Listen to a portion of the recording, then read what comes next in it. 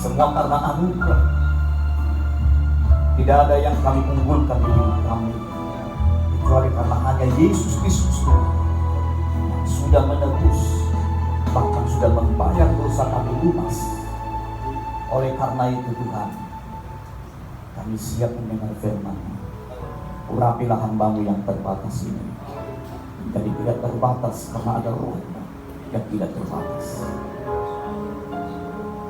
Dan biarlah kami semua mendengar firman ini, berangkat dari kerendahan hati kami yang dibentuk, digarap oleh Kristus. Terima kasih. Mampukan hamba-Mu untuk menyampaikan isi hati-Mu hari ini. Dalam nama Tuhan Yesus Kristus kami berdoa dan bersyukur. Haleluya. Yang siap dengar firman Tuhan katakan amin. Amin. Puji Tuhan. Shalom. Puji Tuhan, salam sejahtera bagi kita sekalian, Bapak Ibu yang dikasihi Tuhan. Pertama-tama saya ucapkan kepada Ketua Panitia yang memberi kesempatan bagi saya untuk menyampaikan firman Tuhan di acara Paskah Asosiasi Pendeta Indonesia Wilayah Deli Serdang. Yang saya kasihi Bapak Pendeta sekalian, yang saya hormati Bapak Ketua Habib yang sudah ada bersama-sama kita, dan sekalian kita orang-orang percaya yang sudah ditebus Tuhan. Amin. Baik, tak kenal maka tak sayang. Saya perkenalkan diri saya Pendeta Esi Barani, ya, Polpak Sibarani. Istri saya tadi ada yang di depan, Singer. Tuhan mengaruniakan kepada kami 4 orang anak, 3 laki-laki, 1 perempuan. Sedikit perkenalan bagi kita dari saya, dan kami melayani di daerah Laudindang atau di Jalan Meteorologi, ya, puji Tuhan. Saudara, sesuai dengan tema kita hari ini yang ada di 1 Korintus pasal yang ke-5, saya mengajak kita baca bersama-sama ayat yang ke-7. Sebenarnya tema ini, saudaraku, saya minta dari Tuhan apa yang saya mau bagikan ya di Paskah ini. Saya bergumul, ya. Lalu Tuhan arahkan hati saya ke ayat itu, dan saya sejahtera sekali dengan ayat ini, karena inilah yang menjadi kebutuhan gereja, kebutuhan orang percaya di zaman sekarang, menyambut bahkan menyongsong hari kedatangan Tuhan. Amin. Ya, mari kita baca sama-sama, saudaraku, 1 Korintus pasal yang ke-5 ayat yang ke-7. 1, 2, ya. Buanglah ragi yang lama itu, supaya kamu menjadi adonan yang baru, sebab kamu memang tidak berani, sebab anak domba Paskah kita juga telah disembelih, yaitu Kristus. Saudara-saudara, sebenarnya kekristenan kita, ya, kekristenan kita yang benar itu tidak berangkat daripada ketika kita melihat bahwa orang yang sudah menjadi percaya itu diberkati berkelimpahan, lalu itu menjadi sebuah daya tarik untuk saudara datang pada Tuhan, untuk saya datang pada Tuhan dan menemukan Tuhan di hidup saya. Kekristenan yang benar itu, saudaraku, adalah ketika dia memiliki pengalaman pribadi bersama dengan Tuhan, ya. Itu kekristenan yang benar, dan saya pastikan, saudaraku, orang-orang seperti itu tidak akan bertingkah atau bersikap seperti Yudas. Bahkan tidak akan pernah bersikap lagi seperti Petrus.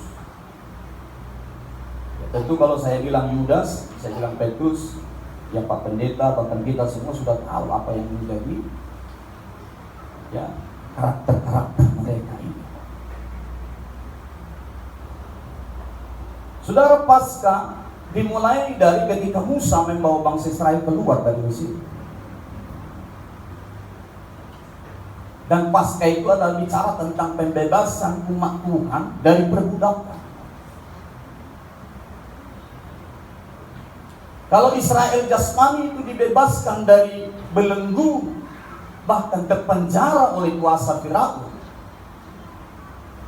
yang dibutuhkan untuk membebaskan mereka dari sana hanya seorang Musa, seorang pemimpin yang bernama Musa. Tapi yang menjamin mereka sampai ke tanah Kanaan, Musa tidak bisa menjamin, Bapak Ibu.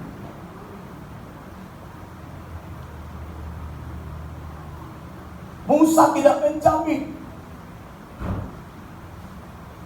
Lalu kalau ini kita tarik, saudaraku, kepada kekristenan hari ini, apa yang menjamin bagi kita supaya kita menjadi orang percaya yang memang bisa sampai di tanah Kanaan?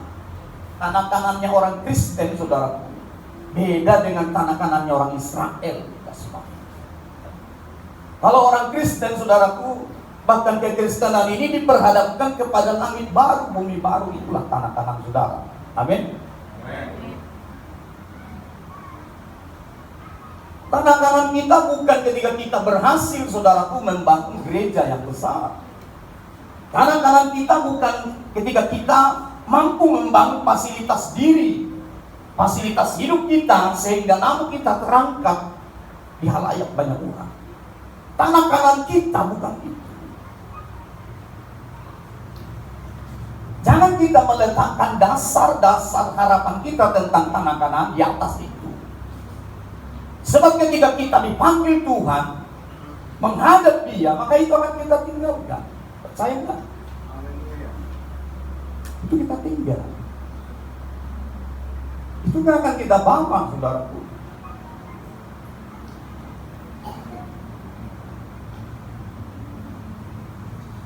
Maka ketika saya, saudaraku, bergumul Tuhan, saya sedang menghadapi banyak pendeta ini, banyak orang-orang pintar ini, banyak orang intelektualnya yang lebih tinggi ini. Apa yang harus saya bagikan?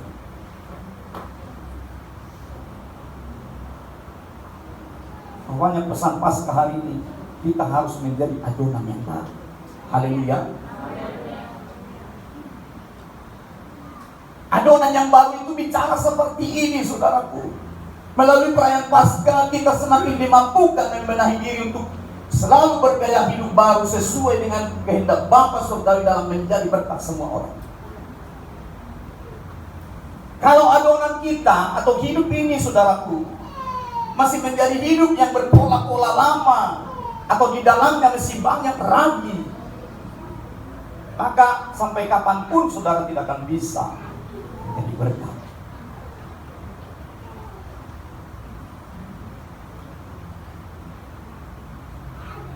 Sampai kapanpun. Adonan itu juga bicara sikap hati kita, saudaraku. Kalau kita sebagai gembala, sikap hatinya seperti apa berhadapan dengan domba-domba? Apakah sikap hati kita akan dituduh oleh apa yang dikatakan di Yeremia, di Yeskiel, bahwa ada gembala-gembala yang pandai, yang hanya menggunting domba sesudah habis bunuh domba, domba dibiarkan kedinginan dan kepanasan. Sesungguhnya itu sikap hati seorang gembala yang tidak pas untuk situasi hari ini, bahkan untuk situasi menjelang datangnya Tuhan. Mari kita, saudaraku, merenungkan firman. Alkitab berkata, memang kamu tidak berani. Pengakuan firman Tuhan menyatakan bahwa kita tidak berani. Kenapa? Sudah ada Yesus, sudah ada Kristus yang sudah menyelesaikan urusan ragi, urusan dosa di dalam diri setiap orang percaya yang mengasihi Dia, sungguh-sungguh ikut Dia dan meneladani Dia. Saya mau katakan, ayat ini tidak menjadi milik semua orang Kristen, sebab tidak semua orang Kristen jadi anak Tuhan. Tidak semua orang Kristen menjadi anak Tuhan.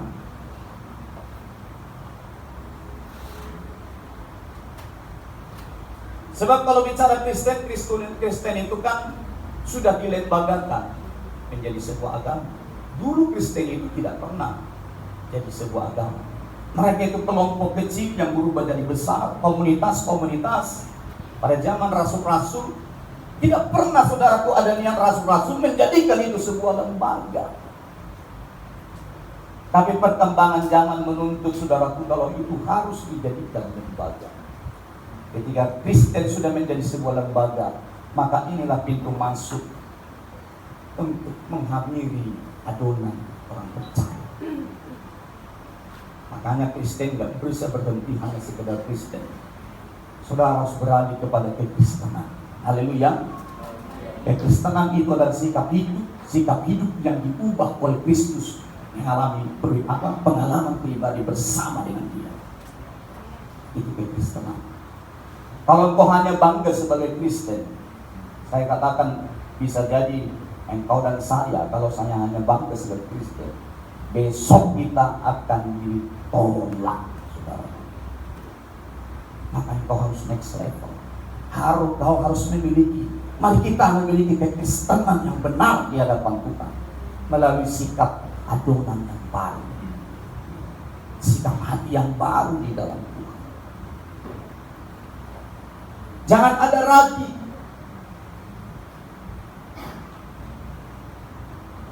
Hidup ini tidak bisa dipoles, saudaraku. Yesus pernah bilang, apa yang ada dalam gelap akan dinyatakan di terang. Apa yang kau bisikkan nanti akan dibukakan. Maka kalau ada hamba Tuhan, tidak ada lagi rasa takutnya, saudaraku. Tidak takut lagi sama Tuhan. Apa saudara pikir semua hamba Tuhan takut Tuhan? Juga justru makin berani, saudaraku, kadang-kadang. Dulu saudaraku, saya sebelum mengalami pemulihan, dulu kalau soal tumpang tangan itu, baru saja saya nipu orang, baru saya bohongin orang, mampunya saya menumpangi tangan orang. Menumpangi tangan ketika saya jadi tim di satu KKR atau seminar, mampu saya juga. Saya nggak pernah menilik lebih dalam ke dalam hati saya, apakah saya ini sudah jadi adonan yang baru, yang dimana Kristus dan Roh Kudus itu saudaraku bisa berdiam dan senang tinggal di dalam saya. Yang saya pikir dulu, saudaraku, ya Tuhan itu sudah panggil saya, kuasanya tidak akan pernah diambil dari saya. Kalau saya tumpangi tangan, orang-orang yang sakit sembuh, orang susah dihibur. Tapi semakin lama, saudaraku, firman itu terus datang tajam, menyayat hati, membuat kita tertuduh, menghakimi kita siang dan malam. Saudara, jangan pikir penghakiman Tuhan itu hanya atas orang berdosa, atas hamba-hambanya pun diawali penghakiman.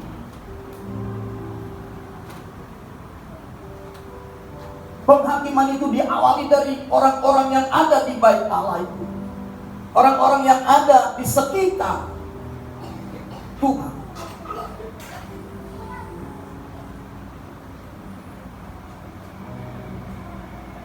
Saudara, adonan hidupmu itu tidak akan pernah bisa menjadi baru hanya karena kekuatan doamu saja.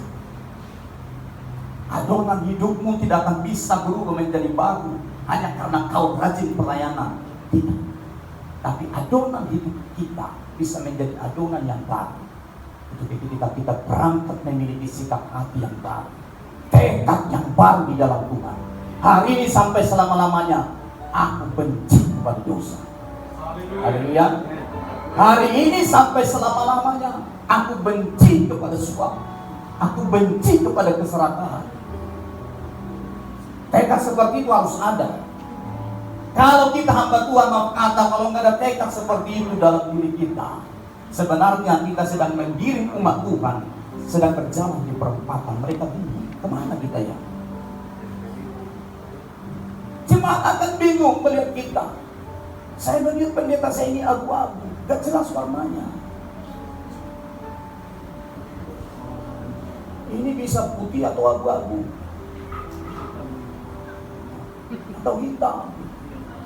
Orang yang kita gembalakan melihat kita, saudaraku. Tegakkah kita ketika kita ada di depan? Karena gembala itu, saudaraku, harus ada di depan. Beda dengan gembala bebek ya. Kalau gembala bebek dibilang ini dia. Tapi kalau gembala domba yang ada di depan. Dan umat itu atau domba itu melihat dari belakang. Dia lihat apa yang dipegang gembalanya. Gembalanya pegang tongkat penggembala enggak? Atau pegang cambuk Romawi. Ayo sekarang.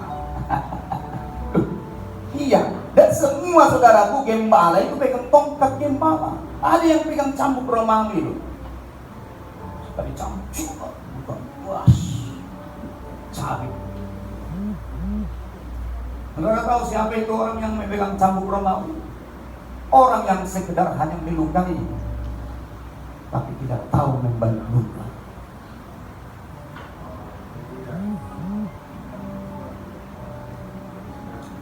Jadi mari kita para pendeta gembala peganglah tongkat gembala. Jangan cambuk Romawi.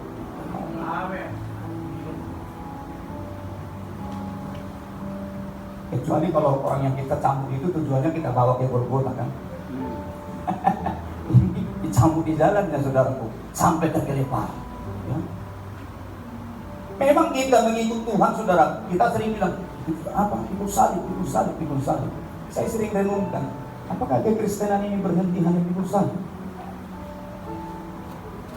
Kalau hanya pikul salib, daging masih bicara. Kalau hanya pikul salib dari sini sampai ke Kalvari atau naik ke Golgota, itu daging masih bicara. Tapi kalau sudah sampai ditakukan, disalibkan, daging tidak akan pernah bicara. Haleluya. Tidak bisa bicara kalau sudah dipaku tangannya, dimahkotai kepalanya, kakinya dipaku, tusuk lambungnya. Ditusuk lambungnya itu, kau makan yang halal ya katanya. Jangan kau makan yang haram. Ya saudara, kekristenan juga jangan ayogi dengan kata haram. Di Habakuk pasal 2 ayat 9 dikatakan, ya, itu ada halal haramnya di situ.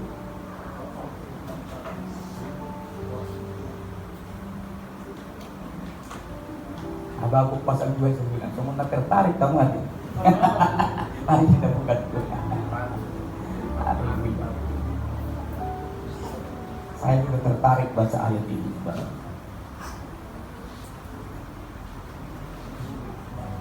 Kalau ada yang sudah dapat, bisa tolong dibantu saya.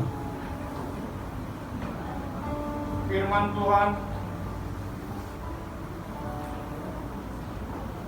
celakalah orang yang mengambil laba yang tidak halal untuk keperluan rumahnya, untuk menempatkan sarangnya di tempat yang tinggi, dengan maksud melepaskan dirinya dari genggaman malapetaka. Haleluya. Amin. Kalau dibilang celaka, saya nggak mau celaka lah. Saya nggak mau celaka. Makanya dari dulu kalau pelayanan saudaraku, saya nggak pernah ambil urusin uang gereja. Mau bagaimana bendahara, mau bagaimana dia pegang uang, dia urusan dengan Tuhan. Paling ya sekali setahun ada laporan keuangan dong. Kita pun jadi gembala kan jangan kebablasan kan. Aduh mau main juga tidak pelawai. Jangan menghadap Tuhan ini kan. Kita juga yang rugi. Gembalanya gitu. Harus ada laporan keuangan. Celaka orang-orang yang mengambil laba yang tidak halal. Berarti kalau nggak halal berarti haram. Dulu pernah ada orang salamkan nama 40 pupus tersebut, cuma dikiriin ahur di wilayah 40 tu.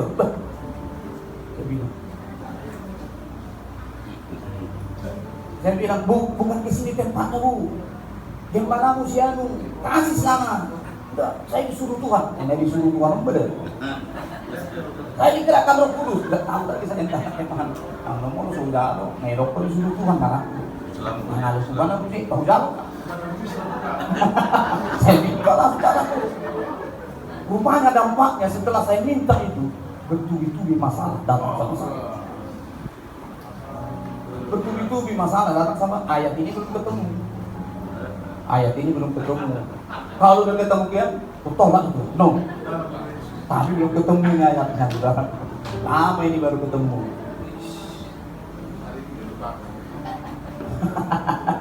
Saya ini bicara adonan, saudaraku. Saya bicara sikap hati.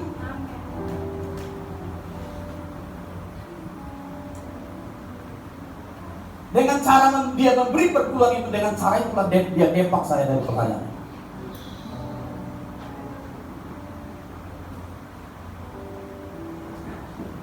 Saudara, mari kita orang-orang percaya, belajarlah kita. Dengarlah firman Tuhan ini dengan rendah hati. Inilah yang dibutuhkan di situasi menjelang hari datangnya Tuhan. Bagaimana kita memiliki sikap hati yang benar di hadapan Tuhan. Adonan hidupmu harus menjadi adonan yang baik.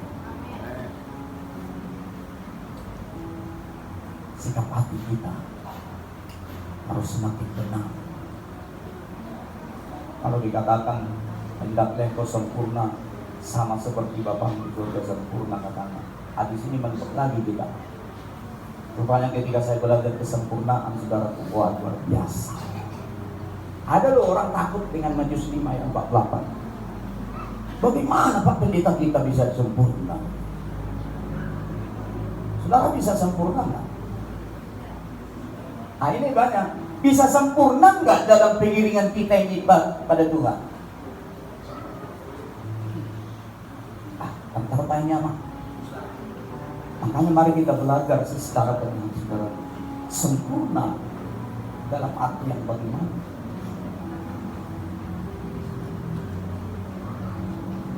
Saudara, semakin lama kita menggali ilmu di bumi pertiwi, atau bila perlu sampai 1 S2 S3 habis S-nya, kita sandang di pundak kita ini, itu tidak menjadi ukuran untuk saudara bisa sempurna. Dan tolak ukur kesempurnaan saudara di hadapan Tuhan itu beda.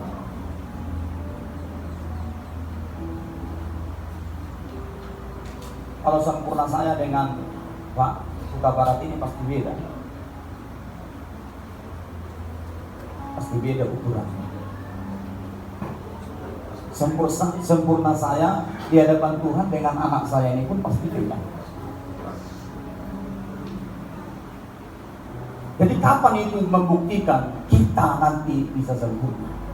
Memang di sini di bumi ini nggak bisa kita jawab ini. Tapi ketika kita bisa bertemu muka dengan muka, itu membuktikan saudara sempurna. Haleluya. Karena tidak ada orang yang bisa bertemu dia muka dengan muka kalau tidak sempurna. Makanya berjuanglah. Alkitab katakan, masuklah melalui pintu yang sesak itu, berjuanglah, sebab sedikit orang melalui. Sedikit orang mendapatkan.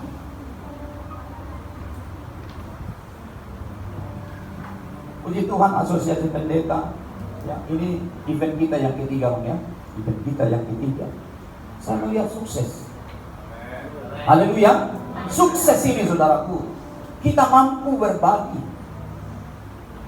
Walaupun kadang-kadang kalau saya membaca di grup ini ada yang lama-lama. Kita ampuni mami hamba-hamba Tuhan. Kadang-kadang sama memahami naso sempurna ngaraku. Iya. Makanya nggak pala sering saya banyak-banyak komen, paling saya kasih apa.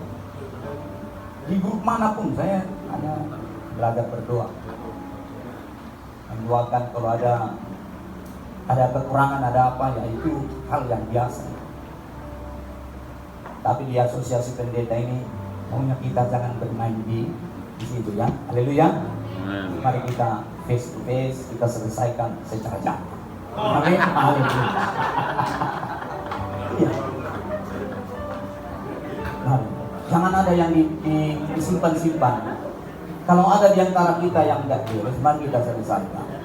Kadang-kadang tadi siang ada kawan, naik keluar may kaloro to sini. Kuapi na kan?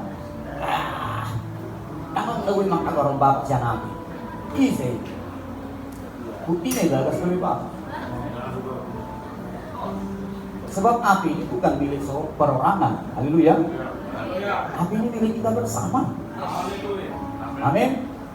Siapa yang bisa membuat api ini menjadi milik bersama ketika adonan kita menjadi adonan yang baru? Haleluya. Haleluya.